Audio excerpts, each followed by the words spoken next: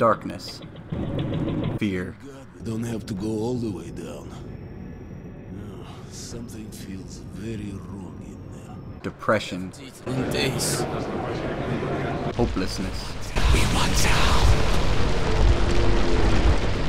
We want peace. supernatural horrors, Move aside, Artyom.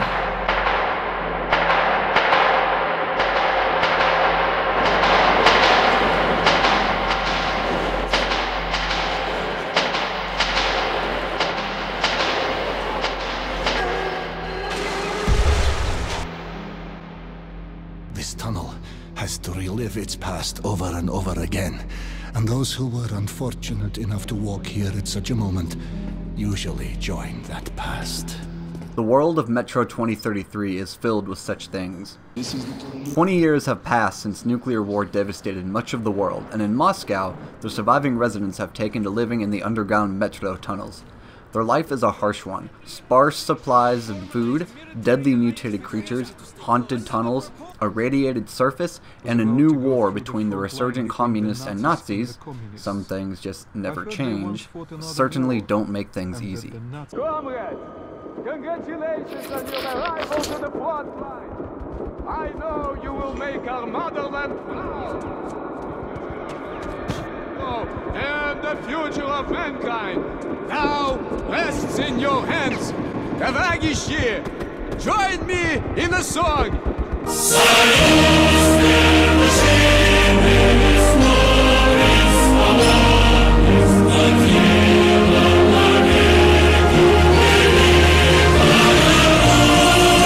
Metro 2033 has, since I first played it after buying a copy on a whim, become one of my favorite games in my Xbox 360 collection.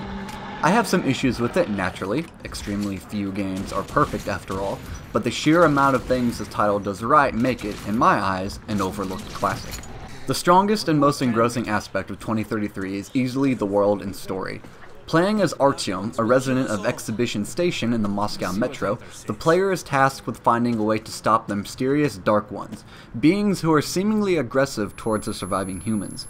These Dark Ones cause insanity, horrific headaches, and death when they come into contact with people. After his station is attacked, Artyom is persuaded to leave his home and seek help from the rest of the Metro by Hunter, an elite soldier of the Spartan Order. That's the basic summary, and I don't want to go into any more detail concerning the plot for anyone who either hasn't played the game or read the book it's based on. The pacing of the story felt just right during my playthrough, having the perfect balance of tense, atmospheric horror and more relaxed shooter segments. It's definitely told in a linear format, but I personally never have a problem with linear storytelling in games as long as said story manages to keep me hooked. 2033 certainly has no problem doing that. Just when I was getting tired of shooting / stealth killing other humans, I would go to fighting for my life against much more powerful mutated animals, whether it be in the abandoned tunnels or on the radiated surface. Just when I was getting tired of actual fighting, I'd have to go through a tense supernatural bit in the darkest depths of the Metro, all while being thoroughly immersed. A battle raged here long ago. The defenders still man their stations. Follow me, but remain at my back.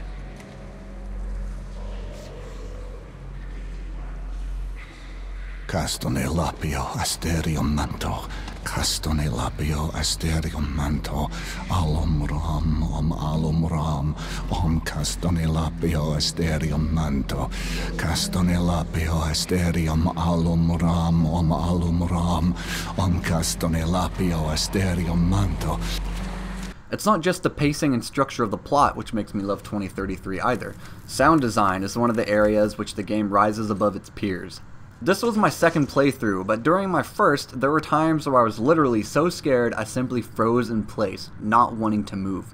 The sounds of creaking metal, horrific animals, haunting specters, and other simple ambient noises are used to their greatest effect. I highly recommend playing this game with a good quality headset.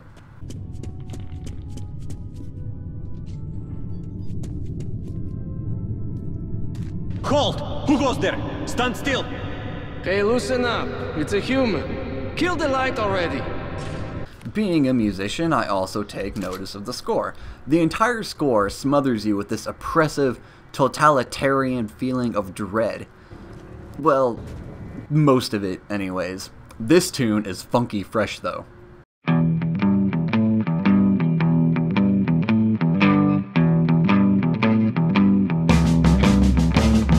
The main theme, however, simply beautiful.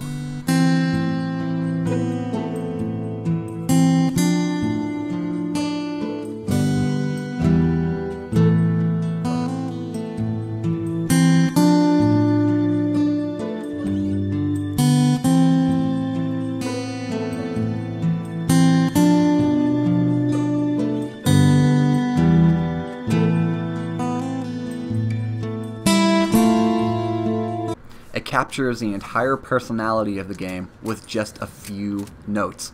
A game actually having personality? There are some other titles which could benefit from that. I regularly find myself humming this simple tune while I'm at work or even playing other games. The only issue I take with the audio comes from the voice acting. Obviously, this game couldn't have been spoken in complete Russian, forcing the player to constantly read subtitles. So we get English with a Russian accent. This is all well and good, aside from a few characters whose lines aren't delivered in what you'd think is the best possible take. Okay, honestly, it's really just the kids here. I was visiting Uncle. Sounds like he's choking on something with every word he says. They jumped at him, but he started shooting, and then a big nosaurus bit him in the neck. But Uncle is really strong. He killed it with his knife. You don't look as strong as Uncle. I'll have to help you, or we'll both get eaten. Gameplay-wise, 2033 is an FPS with stealth elements, none of which are forced but often encouraged, and the level designs range from literal linear tunnels to more linear open-ish areas. The shooting honestly feels a bit sluggish when you first start playing, as does certain aspects of the movement. It's something you quickly get used to, and I think this was done on purpose in order to make the player feel a bit more helpless during tense situations, but seeing as though this game came out the same year as Call of Duty Black Ops, Battlefield Bad Company 2, Halo Reach, and Bioshock 2, it's obvious a slightly more responsive control scheme could have been implemented.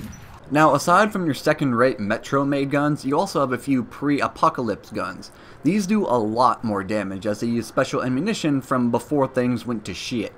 This ammo is actually the in-game currency, so during close firefights or scary as hell creature encounters, you'll be tempted to switch from your dirty rounds, ammo made in the Metro, and use your best weapon just to survive. Of course, this means you're literally shooting money at your foes, and since you'll need this stuff to buy replacement mask filters for surviving radiated air, med packs, and either a stealth or armor suit about midway through the game, you'll probably want to think twice before doing so. On lower difficulties, this isn't really anything to be concerned with, as ammo of all types is plentiful, but on the harder modes, you're gonna be pushed to your gaming limit.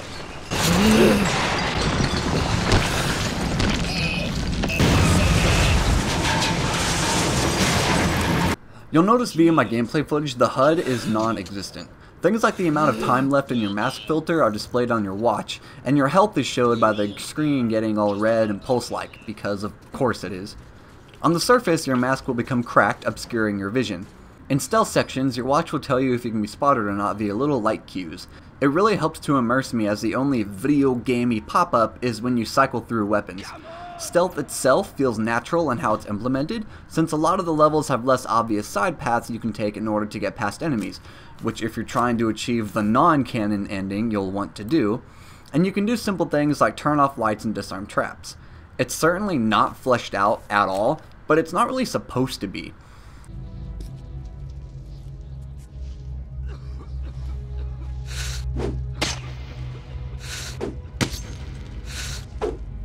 Fatality! There is one level though which I really hate. Artyom comes across this little kid whose uncle has just died. The kid climbs on Artyom's back, and you have to bring this brat through the level safely. Doing so understandably makes the player a little slower, but for some reason also makes them floaty and stuck with a delayed reaction time. I mean, I knew kids drained people of all energy, but I didn't know it was this bad. Graphically, 2033 is impressive at times and acceptable at others. This is definitely a game which looks better in the dark and dingy tunnels, though the areas up on the surface are still good to look at. Dust, snow, acid, and eerie radiated gunk is everywhere. Occasionally you'll notice some frame rate droppage and minor skipping, but it is a minor problem. Character designs are all great, especially the creatures. My favorite are the librarians, which, if you've never played the game, I won't spoil the best way for you to take them down, but for those who have played, we know.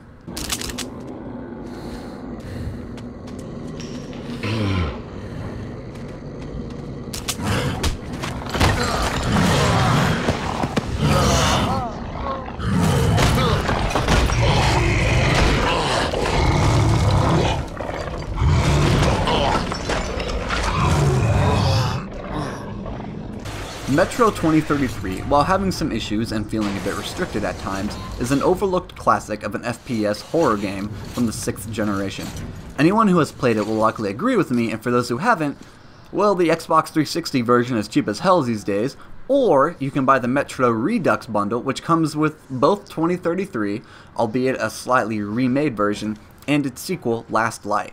I wish it were a bit longer, but it's a great first entry to the now Metro Trilogy. I give Metro 2033 an 8.5 out of 10.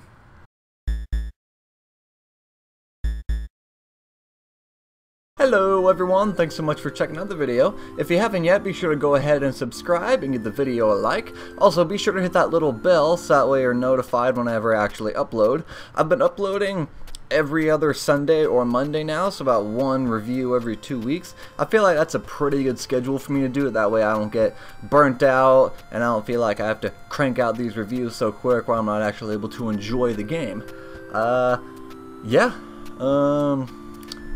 Love ya.